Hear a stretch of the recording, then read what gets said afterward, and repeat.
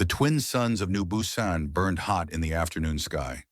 Kang Tae-ho wiped the sweat from his forehead and looked at the broken engine in front of him.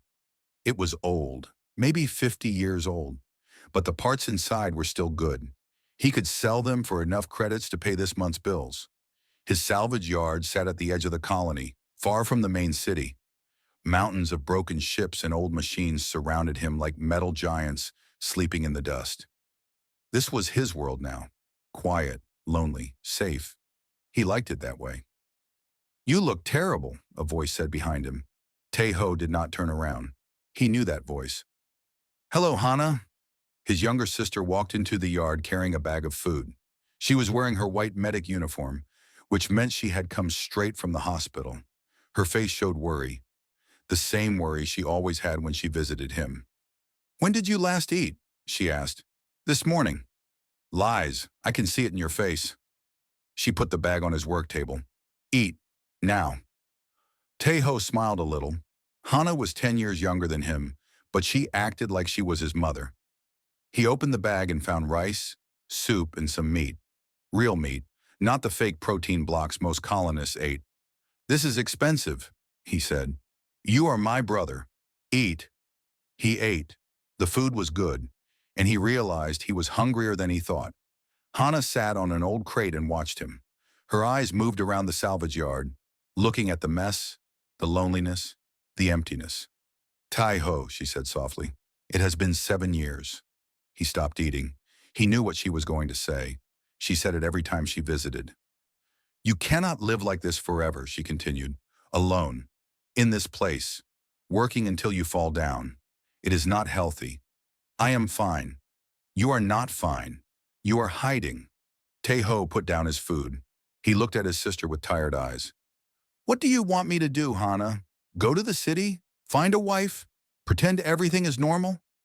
"Yeah," she said. "That is exactly what I want." He shook his head. "I tried that once. It did not work." Hana's face became sad. She knew the story. Everyone knew the story, or at least the public version of it. 7 years ago, Kang Tae-ho was a military engineer. He was smart, talented, and had a bright future. Then the Human-Netherian alliance happened. The Netherians were a proud alien species. They had silver-blue skin and glowing marks on their bodies that changed color with their emotions. They lived for hundreds of years and saw humans as children, short-lived, emotional, and strange. But for a brief moment, politics brought the two species together. And politics needed a symbol. Princess Livera Telketh, daughter of the High Regent, was chosen to marry a human. The marriage would show that the alliance was real, that the two species could live together. Tae-ho was selected because he was smart, calm, and had no important family that would cause problems. It was supposed to be fake, a political show, nothing more. But something happened that no one expected. They fell in love. Tae-ho remembered the early days. Livera was cold at first, treating him like a task she had to complete. But slowly she changed. He taught her how to cook simple human food. She showed him the glowing gardens of her homeworld through video calls. They talked late into the night about everything and nothing. For 2 years they were happy, truly happy. Then one morning Tae-ho woke up alone. Livera was gone. Her clothes were gone. Everything that showed she had ever been there was gone. The only thing left was a formal document on the table, an annulment. Their marriage was over, no explanation, no goodbye, just silence. Tae-ho waited for her to contact him. He waited for months, then years. He sent messages that were never answered. He asked questions that no one would answer. The Netherian government said nothing. The human government told him to forget and move on. So he moved to the edge of nowhere and started fixing broken machines. It was easier than fixing his broken heart. "She left," Tae-ho said to his sister. "She made her choice. I have made mine." Hana opened her mouth to argue, but a sound interrupted her.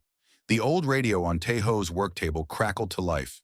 It was set to the colony news channel, and the voice of the announcer sounded urgent. "Breaking news from the central systems. Tensions between the human coalition and the Netherian Empire have reached a critical point. After months of failed talks, the Netherian High Regent has officially declared a state of war. All human colonies are advised to prepare for possible military action. Tejo and Hana looked at each other. War. The word hung in the air like poison. The Netherian military is being led by their supreme general, the announcer continued. We are now showing images from the official Netherian broadcast. The radio had a small screen, old and cracked, but still working. Tejo looked at it without much interest. He expected to see some old Netherian admiral, probably someone he had never heard of. The image appeared on the screen.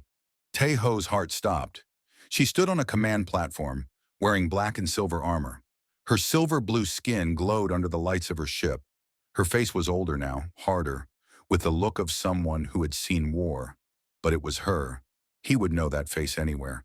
He had loved that face. Supreme General Livara Telketh, the announcer said, is expected to lead the main fleet personally. The wrench in Tejo's hands slipped and fell to the ground. The sound was loud in the sudden silence. Hana looked at her brother. His face had gone white, his hands were shaking. Tejo, she whispered. He could not speak. He could only stare at the screen, at the woman who had left him without a word, at the woman he had loved more than anything in the universe. She had become a general, a leader of armies. She was coming to make war on humanity, and she had never even said goodbye. The broadcast continued, but Tejo did not hear it. His mind was far away, lost in memories of a time when things were different. When she smiled at him, when she held his hand, when she promised that they would figure things out together. Lies. All of it lies. Or were they? He picked up the wrench from the ground. His hands were still shaking, but he forced himself to breathe, to think, to stay calm. Tejo, Hana said again. Are you okay? He looked at his sister. His eyes were dry, but something burned behind them, something that had been sleeping for 7 years. No, he said quietly. I am not okay. He turned back to his work, but his mind was not on the broken engine anymore. It was on the past, on questions he had never been able to answer. Why did she leave? And why, after all these years, did it still hurt so much? Outside, the twin suns continued to burn, but the world had changed. War was coming, and somewhere out there, flying toward human space with an army at her back, was the woman who had once been his wife. Kang Tejo did not know what the future would bring, but he knew one thing for certain. His quiet life was over. 3 weeks passed like a bad dream. The war came faster than anyone expected. Human fleets tried to hold the border, but the Netherians were stronger. Colony after colony fell. Some fought, some surrendered. Most just waited and prayed. New Busan waited. Kang Tejo stood on the roof of his salvage yard and watched the sky. The colony had no real military, just a small defense force with old weapons and older ships. If the Netherians wanted to destroy them, there was nothing anyone could do. Maybe they will pass us by, Sung-ho said next to him. Baek Sung-ho was Tejo's oldest friend and business partner. He was a big man with a loud laugh, but today his voice was quiet. We are not important, just a border colony. Nothing special here. They will not pass us by, Tejo said. Look at the maps. We are in the perfect location for a supply base. They need this planet. Sung-ho cursed under his breath. Then we are dead. Maybe. Maybe not. They did not have to wait long for the answer. That afternoon the sky darkened, not from clouds but from ships, hundreds of them. The Netherian fleet filled the sky like a metal ceiling, blocking out the suns. The colony's defense force tried to respond, but it was like throwing stones at a mountain. The Netherians did not even bother to fire back. They just landed. Thousands of soldiers in black armor marched into the city. Their silver-blue skin glowed in the sunlight. Their weapons hummed with power. The colonists watched from their windows, afraid to move, afraid to breathe. Then something strange happened. Instead of destruction, there was order. The Netherian commander broadcast a message to the entire colony. New Busan was now under Netherian protection. All humans would follow certain rules. No weapons. No resistance. No communication with human military forces. In exchange, there would be no killing. No forced labor. Life would continue as much as possible. The colonists could not believe it. This was not how aliens acted in the stories. Where was the death? The destruction? The terror? Taeho watched the broadcast with narrow eyes. He knew something was wrong. This was too gentle, too careful. It did not match what he had heard about Netherian military tactics. Then he saw the symbol on the soldier's armor, a silver flame surrounded by stars, the personal mark of the Supreme General. She was here, on this planet. Livara was here. Days passed. The occupation was strange. The Netherian soldiers were strict but not cruel. They took over the government buildings and the spaceport, but they left most people alone. Shops stayed open. Schools continued. It was almost normal, except for the alien soldiers on every corner. Taeho stayed in his salvage yard and tried to be invisible. He did not want to see her. He did not want to be seen by her. Whatever they had once been, it was over now. She was the enemy. He was just a man trying to survive. But fate had other plans. It started with Sung Ho. His friend had never been good at staying quiet. When Netherian soldiers came to the salvage yard and demanded to take some equipment, Sung Ho argued. When they pushed him, he pushed back. Within minutes, he was on his knees with a weapon pointed at his head. Taeho heard the shouting and ran outside. He saw his friend surrounded by 5 Netherian soldiers. Their officer was speaking into a communicator, probably reporting the incident to higher command. "Stop!" Taeho shouted. "He is stupid, not dangerous. Let him go." The officer turned to look at Taeho. "Another human who does not understand his place. Perhaps you both need to learn a lesson. He made a mistake. I will make sure he does not make it again. There is no need for violence." The officer laughed. It was a cold sound. "No need. Your species started this war. Your governments lied and betrayed us. And now you tell me there is no need for violence?" Taeho stepped forward. "I am telling you that killing an unarmed man over some spare parts is not justice. It is murder." The soldiers raised their weapons. Taeho knew he should stop talking, but he could not. He had spent 7 years being quiet. 7 years hiding from the world. Something inside him had finally broken. "Take them both," the officer ordered. "The general will decide what to do with them." They were put in restraints and taken to the main government building, which the Netherians had turned into their command center. The walk through the city was humiliating. Colonists watched from the streets, their eyes filled with fear. Taeho kept his head high. If he was going to die, he would die standing straight. The command center was cold and clean. Netherian technology covered the walls, glowing with soft blue light. Soldiers moved everywhere, efficient and silent. This was not the human government building anymore. It was an alien fortress. They were brought to a large room at the top of the building. It had once been the governor's office. Now it was a throne room. She sat at the far end on a raised platform. Her armor was darker than before, decorated with marks of rank and honor. Her face was like stone. Beautiful, yes, but cold, so cold. Livra Telketh, Supreme General, his ex-wife. Their eyes met. Taeho felt something twist in his chest. Pain, anger, and underneath it all, something softer that he refused to name. He pushed it down and kept his face empty. The officer who had arrested them stepped forward and explained the situation. Resistance, disrespect, possible treason. He recommended execution as an example to other colonists. Livara listened without expression. When the officer finished, she looked at Sung Ho first. "You struck a soldier of the Empire," she said. Her voice was calm, controlled. "The punishment for this is death." Sung Ho went pale. Taeho stepped forward before he could stop himself. "He struck a soldier who was stealing his property," Taeho said. "If your laws allow robbery, then your laws are wrong." The room went silent. Every Netherian in the room stared at him. The officer reached for his weapon. "Quiet, human," the officer hissed. "You speak to the Supreme General."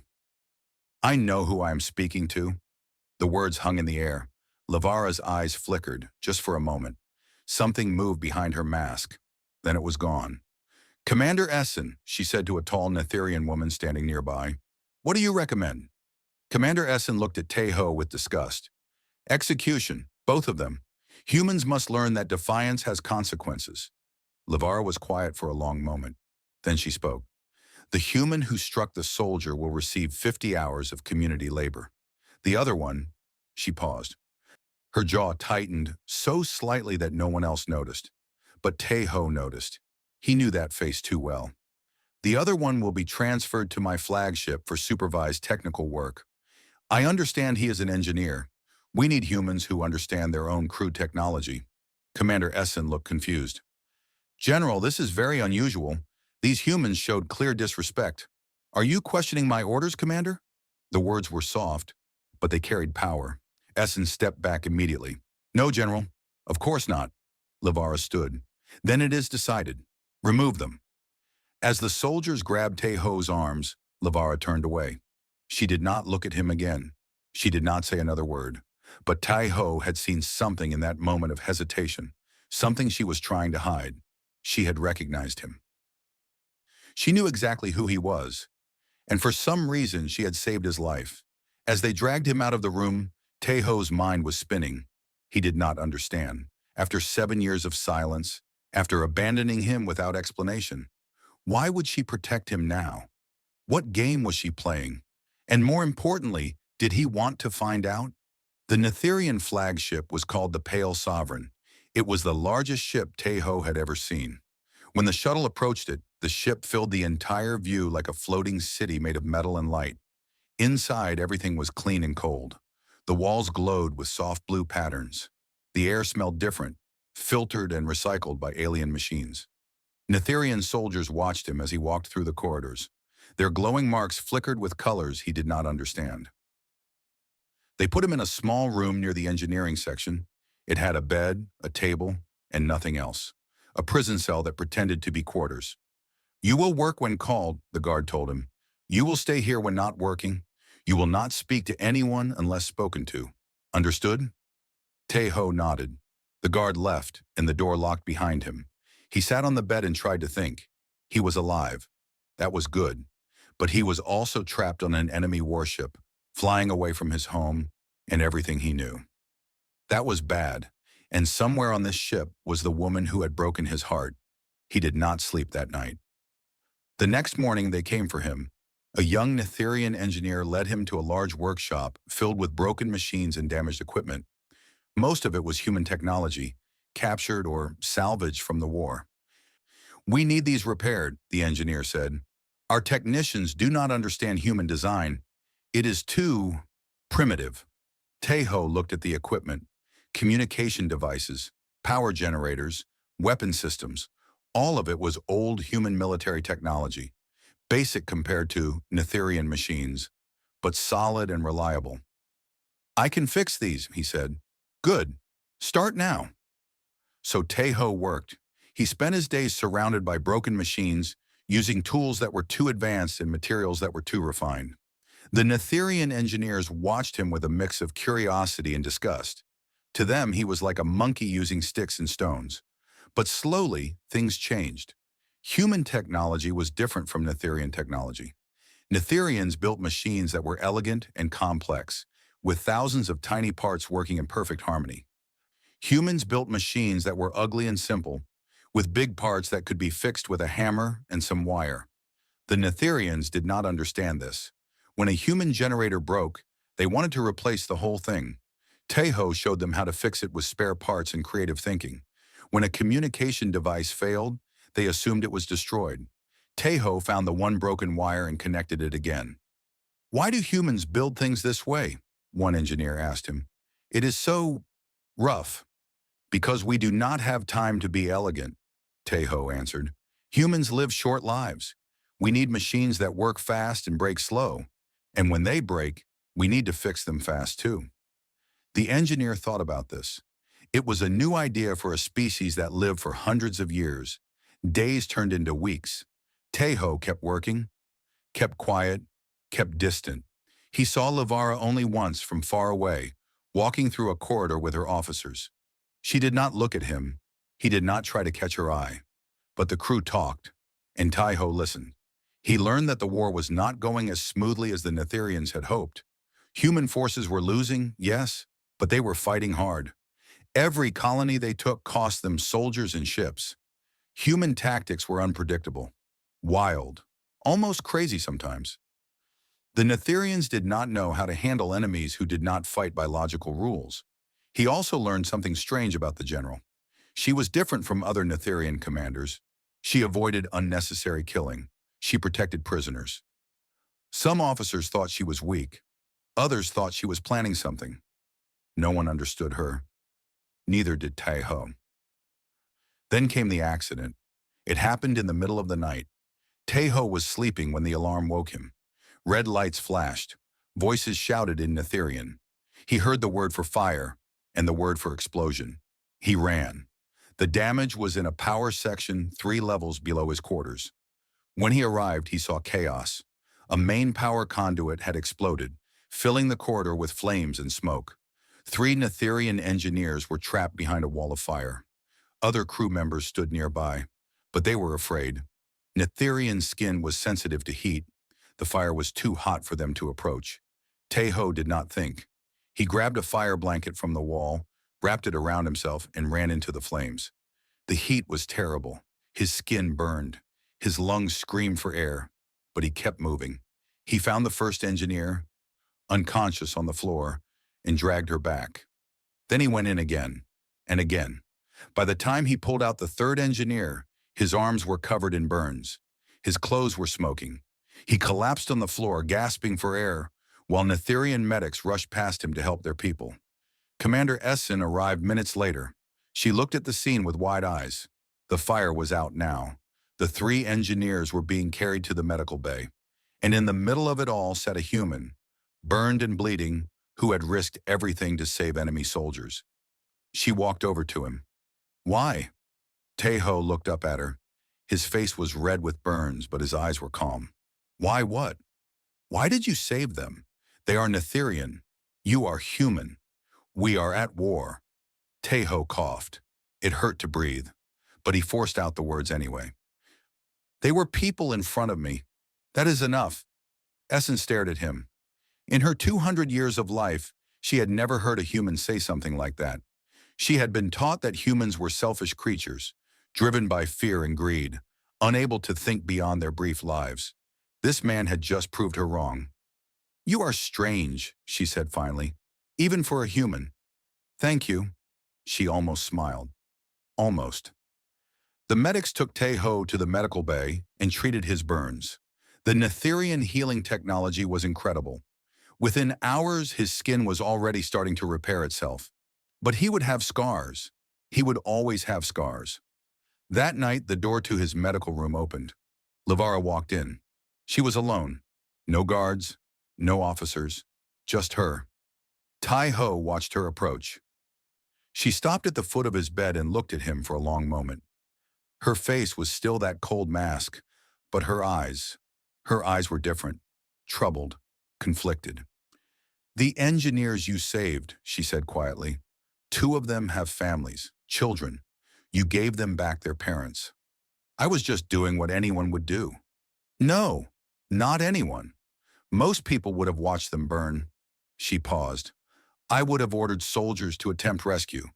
But you ran in yourself, without orders, without thinking about the risk." "I thought about it. I just decided it did not matter."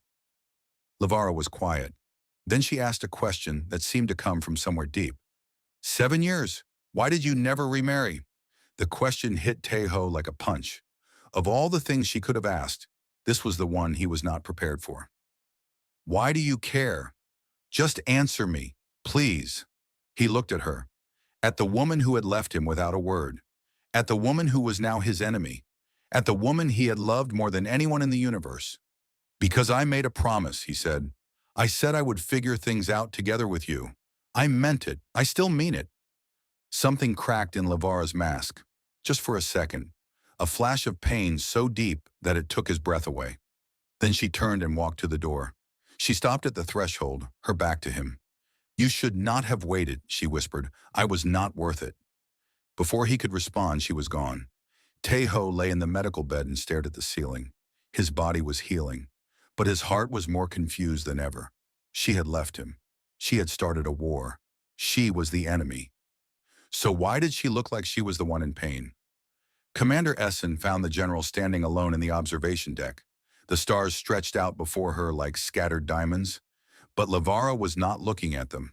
She was looking at nothing. General, Essen said carefully. May I speak freely? You always do, old friend. What is it? Essen walked to stand beside her. They had known each other for over 100 years. Essen had served Lavara's family since before Lavara was born. She had watched the princess grow into a warrior, then into a leader. She knew her better than anyone. The human engineer, Essen said. You know him. It was not a question. Lavara was silent for a long moment. Then she closed her eyes. His name is Kang Tae-ho. He was my husband. Even though Essen had guessed the truth, hearing it out loud was still a shock. The human from the alliance marriage? I thought that was just political theater. It started that way. Lavara opened her eyes and looked at the stars. It did not end that way. She began to talk. It was strange. Lavara never talked about personal things. But tonight, something had broken inside her, and the words came flowing out like water from a cracked dam.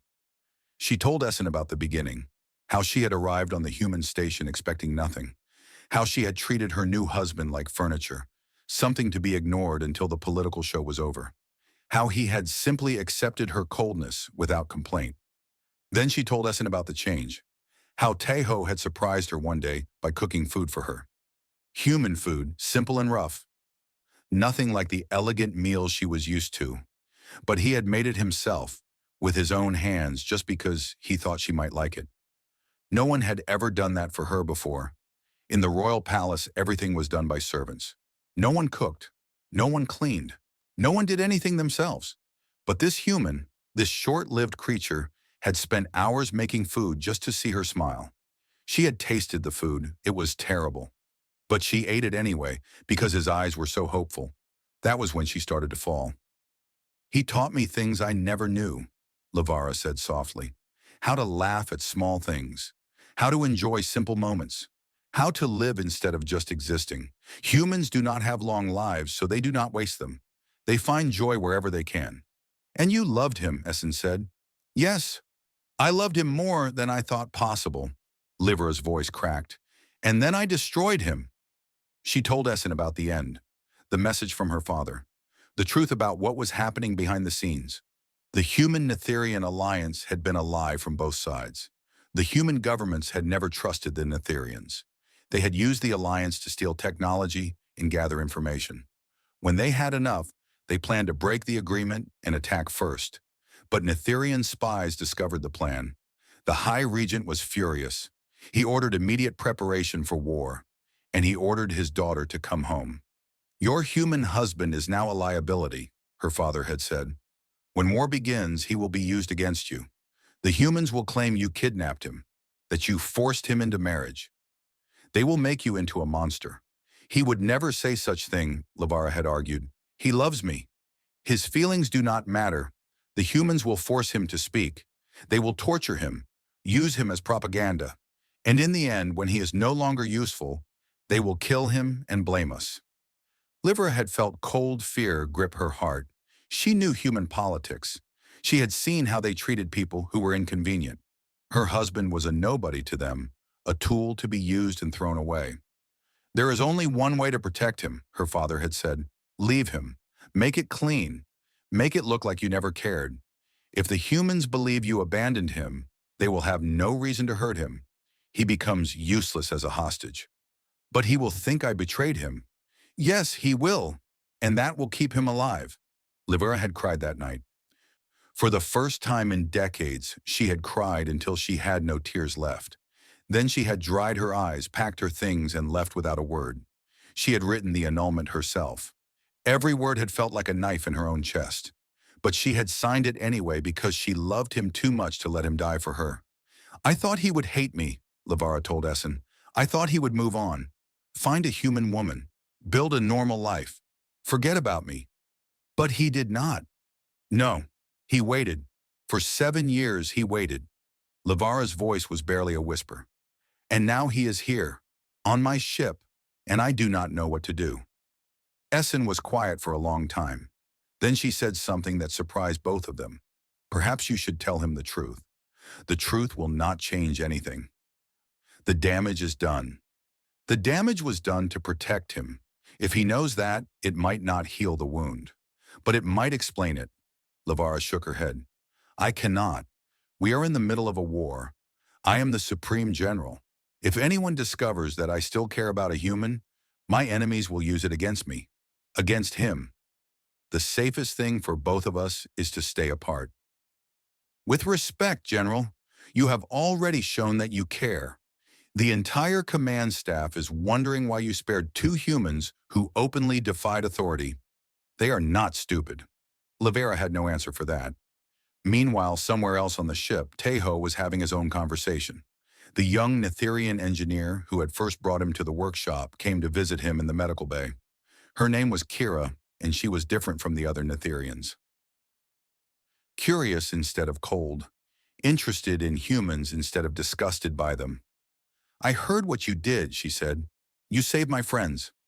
I just did what needed to be done. Most humans would not have done it. Most Netherians would not have done it. She tilted her head, studying him. You are different. Tejo shrugged. Maybe I am just stupid. Kira laughed. It was a strange sound, musical and light. Netherians did not laugh often. Can I ask you something? She said. Sure. The general, you knew her before the war. I can tell from the way she looks at you. Tejo's face became careful. What makes you think that? Because she has never looked at anyone the way she looks at you. Like you are a wound she cannot heal. The words hit close to home. Tejo turned away and stared at the wall. We knew each other, he admitted. A long time ago. What happened? She left, without explaining why. Kira was quiet for a moment. Then she said something that made Tejo's heart stop. Did you ever consider that she might have had a reason? That maybe she was trying to protect you? Tejo looked at her sharply. What do you mean? I do not know the details, but I know the general. She is not cruel. She does not hurt people for no reason. If she left you, there must have been something forcing her to do it. Tejo wanted to argue. He wanted to say that there was no excuse for what she had done, but the words would not come, because deep down, he had always wondered the same thing. That night, Tejo lay awake and thought about the past 7 years. The anger, the pain, the emptiness. He had built walls around his heart to protect himself from ever feeling that way again. But what if those walls had also blocked him from seeing the truth? What if Lavara had not abandoned him? What if she had been trying to save him? The question spun in his mind until exhaustion finally took over and he fell asleep. But even in his dreams, he saw her face. And for the first time in years, she was smiling. The attack came without warning. Tejo was in the workshop working on a damaged power coupling when the ship shook violently. Alarms screamed, lights flickered, and then the voice of Commander Essen filled the speakers. All hands to battle stations. Unknown enemy has entered the system. This is not a drill. Repeat, this is not a drill. Unknown enemy? Tejo put down his tools and ran to the nearest window. What he saw made his blood turn cold. Ships were pouring out of nowhere. Hundreds of them, thousands. They were black and angular, with no windows, no markings, no sign of life. They moved in perfect formation, like a single organism with 1,000 bodies. The Veth Collective had arrived. Tejo had heard stories about the Veth. Everyone had. They were a machine intelligence, created by some ancient civilization that had died long ago.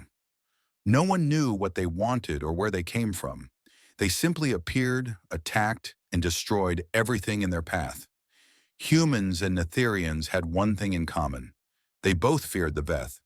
The Pale Sovereign began to shake again as weapons fire struck the hull. Tejo grabbed a wall for support and tried to think. He was not a soldier anymore. He had no weapon, no armor, no way to fight. But he could not just stand here and do nothing. He ran toward the lower decks, where the other human prisoners were being held. The ship was chaos. Netherian soldiers rushed past him, shouting orders and carrying weapons. No one paid attention to one human moving through the corridors. They had bigger problems. He found the prisoner section just as the first explosion hit nearby. A section of the hull ripped open, and emergency barriers slammed down to seal the breach. But not before the pressure change knocked everyone off their feet. Tejo pulled himself up and looked around. About 30 human prisoners were in this section, mostly colonists captured during the occupation. They were scared, confused, and looking to anyone for guidance. He gave them guidance. Listen to me, he shouted. The ship is under attack. If we do not help repair the damage, we all die. Do any of you have engineering experience? Medical training? Anything useful? Hands went up. A woman who had worked on colony power systems, a man who had been a shuttle mechanic, two others who knew basic first aid. Not much, but it was something. Good. You four, come with me. Everyone else, stay here and stay calm. The next few hours were a nightmare. Tai-Ho led his small team through the damaged sections of the ship, sealing breaches and rerouting power wherever they could. Human technology was simple, but that was exactly what they needed right now. Netherian systems were too complex to repair quickly. Human methods, tape, wire, brute force, worked when nothing else did. The Netherian engineers they encountered were shocked to see humans helping. But they were too desperate to ask questions. They just pointed at problems and let Tai-Ho's team fix them. Meanwhile, the battle outside was going badly. The Veth ships were relentless. They did not retreat. They did not negotiate. They simply attacked until they were destroyed. And for everyone the Netherians killed, 3 more took its place. The Pale Sovereign was one of the most powerful ships in the fleet, but even she had limits. On the bridge, Livara fought with everything she had. She commanded her officers with cold precision, directing fire and organizing defenses. But inside she was terrified, not for herself, for him. She had received reports that a human team was helping with repairs. She knew who was leading them. Please survive, she thought. Please. Then the Veth changed tactics. Instead of continuing their bombardment, they sent boarding drones, small, fast machines that cut through the hull and poured into the ship like a metal flood. Each drone was the size of a dog, with sharp legs and cutting tools. They were designed to kill organic life and take control of ships. The first wave hit the engineering section. Tai-Ho heard the screams before he saw the enemy. He rounded a corner and found 3 Netherian soldiers fighting a group of drones. 2 soldiers were already down. The third was firing desperately, but there were too many. Tai-Ho grabbed a plasma cutter from the wall. It was a tool, not a weapon. But a plasma cutter could cut through metal, and drones were made of metal. He charged. The next few minutes were pure instinct. Cut, dodge, cut again. The drones were fast, but they were not smart. They attacked in predictable patterns. Tai-Ho had spent years taking machines apart. He knew where the weak points were. When the last drone fell, Tai-Ho was breathing hard and covered in oil and blood. The surviving Netherian soldier stared at him with wide eyes. You are human, she said, as if she could not believe what she had just seen. Yes. Why did you help us? Because we are all going to die if those things take the ship. Does it matter what species we are? The soldier had no answer. Word spread. The human engineer was fighting, not running, not hiding, fighting alongside Netherians against a common enemy. And he was winning. Other humans joined him. Some were prisoners. Others were colonists who had been captured and brought aboard as workers. They were not soldiers. They had no training. But they had determination, and they had the one thing Netherians lacked, the ability to improvise under pressure. Human crews formed defensive lines using furniture and metal scraps. They created traps using spare parts and engineering tools. They fought with weapons made from cutting torches and power cables. It was ugly. It was desperate. It was very, very human. And slowly the tide began to turn. The drones were stopped. Not defeated, but contained. Pockets of resistance held throughout the ship while Netherian reinforcements arrived to push the machines back. But the victory came at a cost. The Veth had specifically targeted the bridge. When the main drone wave hit, Livara was in the middle of the fighting. She killed a dozen drones with her personal weapon, standing firm while her officers fell around her. Then a larger drone broke through the line. It was different from the others, faster, smarter, with blades instead of cutting tools. It went straight for the general. Livara fought it, but she was tired, too tired. The drone knocked her weapon away and raised its blade for the killing blow. Then Tai-Ho appeared. He had fought his way to the bridge with a group of humans and Netherians he had rallied along the way. When he saw the drone attacking Livara, he did not hesitate. He threw himself between them, driving his plasma cutter into the drone's core. The drone exploded. The blast threw Tae-ho across the room. He hit the wall hard and collapsed, a piece of metal sticking out of his chest. Lavara screamed. She ran to him and fell to her knees beside his body. Blood was everywhere. His eyes were unfocused, looking at something far away. "Why?" she demanded. "Why did you do that?" He looked at her. A small smile crossed his lips. "Because 7 years ago," he whispered, "you were the first person who made me feel like I mattered. I am not letting that go, even if you did." Then his eyes closed. The battle continued around them. Ships exploded in space. Drones were hunted through corridors. But in that moment, Livera did not see any of it. She only saw the man in front of her, the man she had left to protect, the man who had just given his life to save hers. "Medic!" she screamed. "Someone get a medic now!" Commander Essen appeared beside her. "General, we need you on the bridge. The fleet." "I do not care about the fleet. Save him. Save him, or I will burn this entire universe to the ground." Essen had never seen the general like this. The mask was gone. The cold warrior was gone. There was only a woman, terrified of losing the person she loved. Medics arrived. They worked on Tae-ho's wounds while Lavara watched, her hands covered in his blood. Please, she prayed to gods she had never believed in. Please let him live. The universe did not answer, but the medics did. "He is stable," one of them said. "Barely. We need to get him to the medical bay immediately." Lavara nodded. She watched them carry him away, then turned back to the battle. There would be time for tears later. Right now, she had a war to win. And for the first time in 7 years, she had something worth fighting for. The battle was over. The Veth Collective had retreated, their forces scattered and broken. The Pale Sovereign was crippled but alive, drifting slowly toward a neutral space station for emergency repairs. Half the fleet had been destroyed. Thousands were dead, but they had survived. In the medical bay, Yoon Hana worked desperately to save her brother's life. She had been brought aboard during the battle when the Netherians called for any available medics. Human and Netherian doctors worked side by side now, a sight that would have been impossible just days ago. War makes strange allies. Tae-ho lay on the operating table, pale and still. The metal fragment had missed his heart by centimeters. If it had gone any deeper, he would be dead. Even so, the damage was severe. Internal bleeding, collapsed lung, multiple broken ribs. "Stay with me," Hana whispered as she worked. "You do not get to die. Do you hear me? I will never forgive you if you die." Outside the medical bay, General Lavara waited. She had not moved from that spot in 3 hours. Her officers had tried to get her to the bridge, to her quarters, anywhere else. She had refused. Commander Essen stood beside her, silent and watchful. "The fleet needs leadership," Essen said finally.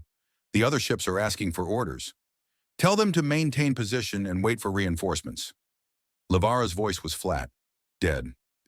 "Captain Mortis can handle temporary command." "General, I am not leaving this spot until I know he is alive." Essen looked at her commanding officer and saw someone she barely recognized. In 200 years of service, she had never seen Lavara show this much emotion. The mask was gone. The general was gone. There was only a woman waiting to learn if the man she loved would live or die. "You really do love him," Essen said softly, "even after all these years." "Yes," Livara's voice cracked. "I never stopped.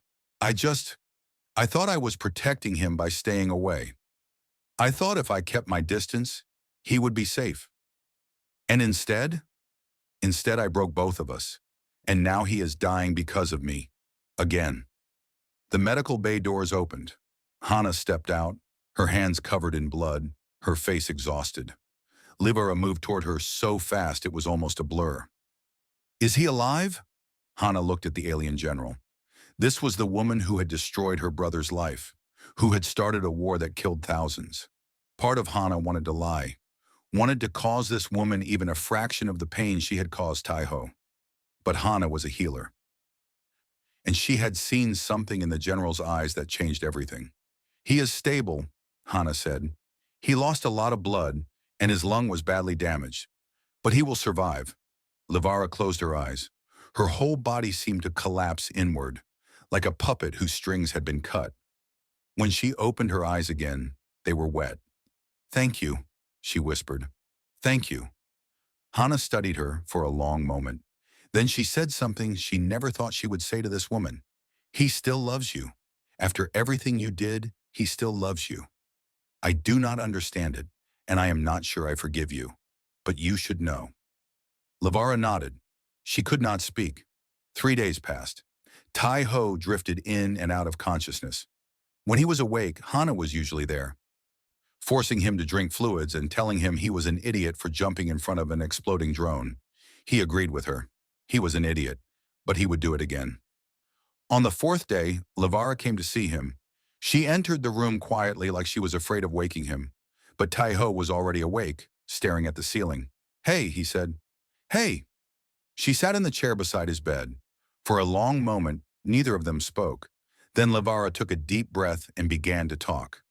She told him everything: her father's message, the truth about the alliance, the political trap that would have made him a hostage, a prisoner, a corpse. She told him about her choice, the impossible choice between keeping him and keeping him alive. "I thought if you hated me, you would move on," she said. "I thought if I made it clean, you would forget about me and find happiness somewhere else. I never imagined you would wait." Teho listened in silence. His face showed nothing. "Why did you not tell me?" he asked when she finished. "Why did you not let me decide for myself?" "Because I knew what you would say. You would say that you did not care about the danger, that you would stand with me no matter what, and then they would have killed you. Maybe, or maybe we would have found another way. There was no other way. You do not know that. You never gave us the chance to try." Teho's voice was not angry. It was sad. "You made a choice for both of us. You decided that leaving was the only answer. But you did not ask me. You just left." Livera's tears finally fell. She had held them back for 7 years, but she could not hold them anymore. "I know. I know, and I am sorry. I am so sorry, Teho. I thought I was saving you, but I was just running away. I was afraid that if I stayed, I would watch you die. So I ran, and I told myself it was for your own good." Teho was quiet for a long time. Then he reached out and took her hand. "I cannot forgive you. Not yet. 7 years is a long time, and the pain does not disappear just because I understand the reason now." Lavara nodded, more tears streaming down her face. "But," Teho continued, "I also cannot pretend I do not love you. I tried for 7 years. It did not work." He squeezed her hand gently. "So here is what I need from you. Do not make choices for me again. If something dangerous is coming, tell me. If you are scared, tell me. If you need to run, then we run together. But do not decide on your own that I am better off without you. That is my choice to make." Livera looked at him through her tears. "What if I get you killed? Then at least I die next to you instead of alone in a salvage yard wondering what went wrong." He managed a small smile. "I think that is a pretty good deal." She laughed. It was a broken sound, mixed with crying, but it was a laugh. "You are insane," she said. "Probably. Humans are like that." She leaned forward and pressed her forehead against his. Her glowing marks flickered with colors he had never seen before. Soft, warm, gentle. Colors that only appeared in moments of deep emotion. "I love you," she whispered. "I never stopped." "I know." He closed his eyes. "I love you too, even when I did not want to." They stayed like that for a long time, forehead to forehead, hands clasped together. It was not forgiveness, not yet, but it was a beginning. Later that day, news arrived that changed everything. The Veth attack had forced both human and Netherian governments to reconsider their war. With a common enemy threatening both species, fighting each other seemed foolish. An emergency ceasefire was declared. Diplomats were already talking about a new alliance. A real one this time, not a political trick. Commander Essen brought the news to Lavara personally. "The High Regent has ordered all military operations against human targets to stop immediately," she reported. "A joint command structure is being formed to coordinate defense against the Veth." Lavara read the message carefully. At the bottom was a personal note from her father. It said, "Perhaps I was wrong about humans, Perhaps you were not. It was not an apology. Her father never apologized. But from him, it was close enough. Livara looked at Essen. It seems the universe has given us a second chance. Yes, General. The question is what we do with it. Livara smiled. It was a small smile, but real. I think, she said, it is time to stop making choices based on fear. Let us see what happens when we choose hope instead. Essen smiled back. Very human of you, General. I learned from the best. In the medical bay, Tai-Ho was finally sleeping peacefully. For the first time in 7 years, he did not dream of empty rooms and unanswered questions. He dreamed of the future instead. 6 months had passed since the Veth attack. The galaxy had changed. What had once been two empires preparing for war was now something new, a fragile but growing alliance between humans and Netherians. Ships from both species flew side by side. Soldiers trained together. Scientists shared knowledge. It was not perfect. Old hatreds took time to heal. But every day things got a little better. The Joint War Council met in a massive station at the border between human and Netherian space. Representatives from both sides sat around a great circular table, their faces projected on screens for those who could not attend in person. General Livara Telketh stood at the head of the table. She wore her formal uniform, black and silver, decorated with the honors she had earned in 100 battles. But today she did not stand alone. Beside her stood Kang Tae-ho. He wore a different uniform now, gray and blue, the colors of the new Joint Defense Command. The rank on his shoulder showed 3 stars. Commander. Not bad for a salvage yard owner from a border colony. The title had not been given lightly. After the battle on the Pale Sovereign, stories had spread. Stories of a human who had saved Netherian lives without hesitation, who had rallied fighters from both species to defend their common home, who had shown that courage and compassion meant more than the length of a life or the color of skin. The Joint Council had needed someone who could speak for both sides, someone both humans and Netherians could trust. Tai-Ho had not wanted the position. He had argued that he was just an engineer, not a leader. But Livara had convinced him. You showed them what humans are made of, she had said. Now show them what we can build together. So here he stood, in a room full of admirals and generals and politicians, feeling very out of place. The meeting began. Reports came in from across the galaxy. The Veth Collective was still out there, rebuilding its forces after the failed attack. Intelligence suggested they would return within a year, maybe less. The combined fleet was growing stronger, but it was not ready yet. We need more ships, a human admiral said. Our production facilities are running at maximum capacity, but it is not enough. Netherian shipyards can help, a Netherian commander replied, but our construction methods are different. Human and Netherian ships cannot easily share parts. The argument went back and forth. Technical problems, political problems, cultural problems. It seemed like every step forward came with 3 steps back. Then a new voice joined the conversation. With respect, said High Regent Voris Telketh, his image flickering on the largest screen. This discussion misses the point. Everyone fell silent. The High Regent rarely spoke in these councils. When he did, people listened. We keep talking about ships and weapons and production schedules, Voris continued. But the real question is simpler. Can we trust each other? He looked directly at his daughter, then at the human standing beside her. 6 months ago, I would have said the answer was no. Humans were too short-sighted, too emotional, too small. Their lives are brief flickers compared to ours. I believed they could never understand the long view that our species requires. He paused. I was wrong. The room was so quiet you could hear hearts beating. I watched the recordings from the Pale Sovereign. I saw humans risk their brief lives to save Netherians they had never met. I saw one human in particular throw himself in front of a killing blow to protect the woman who had left him without explanation. Voris looked at Tae-Ho with something that might have been respect. That is not small. That is not short-sighted. That is the kind of courage my people have forgotten how to show. He turned to address the entire council. The Veth do not fear us because we have powerful ships or advanced weapons. They fear us because we refuse to give up, because we fight for each other, not just for ourselves. If we want to defeat them, We must become more than allies. We must become one people with one purpose. And how do we do that? A human politician asked. Voris smiled. It was a strange expression on his ancient face. I believe the answer is standing right in front of us. Everyone looked at Tejo. He felt suddenly uncomfortable.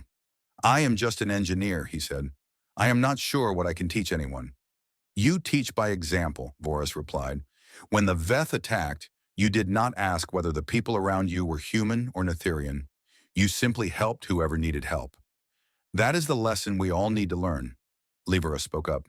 My father is right. Commander Tai Ho has done more to build trust between our species than 1,000 diplomatic meetings. His actions showed everyone what is possible when we stop seeing each other as aliens and start seeing each other as people. Then perhaps, Voris said, the commander should lead by example in a larger role. I propose that he be given authority over all joint human-Netherian operations, not as a general or admiral, but as something new, a bridge between our peoples. The proposal sparked immediate debate. Some supported it. Others were skeptical. A human leading Netherian troops? A nobody from a border colony given power over entire fleets? But when the vote was called, the majority said yes. Tai Ho looked at Livera, overwhelmed. Did you plan this? He whispered. I may have suggested the idea to my father, she admitted, but the council made their own choice. You earned this, Tai Ho. All of it. He took a deep breath and stepped forward to address the council. I do not know if I am the right person for this job, he said honestly. 6 months ago, I was fixing broken machines in a salvage yard. I was not a leader. I was not a hero. I was just a man trying to get through another day. He looked around the room, meeting eyes both human and Netherian. But I learned something during the battle. It does not matter how long you live. What matters is what you do with the time you have. Humans live short lives. Netherians live long ones. But when we stand together, we are all fighting for the same thing. Tomorrow. He paused. The Veth want to destroy us because we are organic, because we are alive, because we feel and love and hope. They think that makes us weak, but I believe it makes us strong. The strongest force in the universe is not a weapon or a ship. It is the connection between two beings who choose to trust each other. He looked at Livera. 7 years ago, I lost someone I loved because we were afraid to trust, because we thought protecting each other meant pushing each other away. It was the worst mistake of my life. He smiled. I will not make that mistake again. Not with her, not with anyone. If we want to win this war, we have to trust each other. All of us, human and Netherian, together. When he finished, the room was silent. Then slowly someone started clapping. Then another. Then another. Soon the entire council was applauding, humans and Netherians alike. Voris nodded slowly. Perhaps, he said almost to himself, I truly did underestimate what humans are capable of. Tejo smiled. We get that a lot. Later that night, Tejo and Livera stood alone on the station's observation deck. Through the massive windows, they could see the combined fleet, human and Netherian ships flying in formation, preparing for the campaign ahead. Are you scared? Livera asked. Yes, Tejo admitted. But I was scared in the salvage yard too. At least now I am scared with a purpose. She took his hand. Her glowing marks flickered with soft colors, the colors of peace and love and hope. I am sorry for the years we lost, she said quietly. Tejo looked at her, the woman who had broken his heart, the woman who had come back into his life as an enemy, the woman who had shown him that love was stronger than pain. I regret that we lost them, he said, but I do not regret that we are here now. She smiled. It was a real smile, warm and bright, the kind she had almost forgotten how to make. What do we do now? She asked. Tejo looked out at the stars. Somewhere out there, the Veth were waiting. Somewhere out there, danger and death and destruction were gathering. The future was uncertain. It always was. But for the first time in 7 years, he was not facing it alone. We fight, he said. We build. We hope. And whatever happens, we face it together. Livera leaned her head on his shoulder. Her marks glowed softly, casting gentle light across both their faces.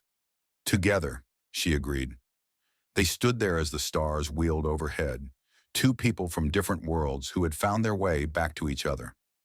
The war was not over. The danger was not past. But in that moment, none of it mattered. They were home, and home was wherever they were together,